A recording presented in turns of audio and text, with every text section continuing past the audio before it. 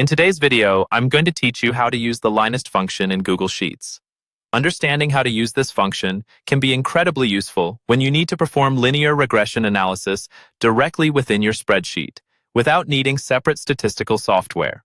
So, let's get started and explore this powerful feature. First, you'll want to have your Google Sheet open.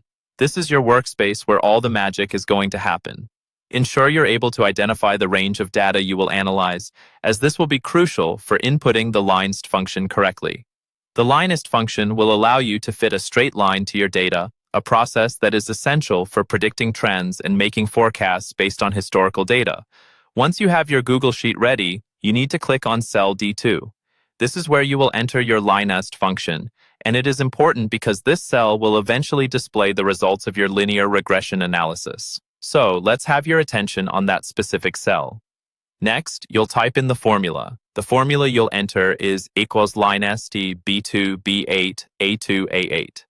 What this formula does is utilize the LINEST function to analyze two sets of data.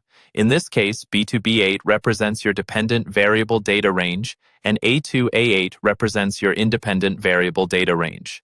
It's crucial to ensure these ranges accurately reflect the dataset you're analyzing, because improper range selection will yield incorrect analysis results.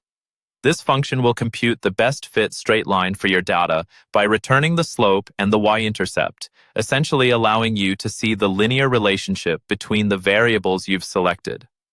Once you've carefully typed in the formula, the next step is simple. Hit the Enter key.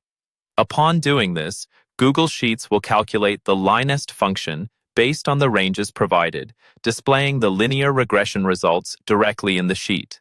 You should now be able to see the slope and intercept of the best fit line. These values are important for interpreting the relationship between your independent and dependent variables.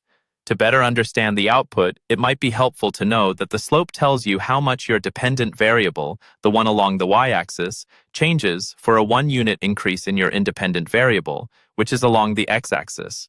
Meanwhile, the intercept gives you the expected value of your dependent variable when your independent variable is 0. Congratulations! You've now successfully used the LINEST function in Google Sheets.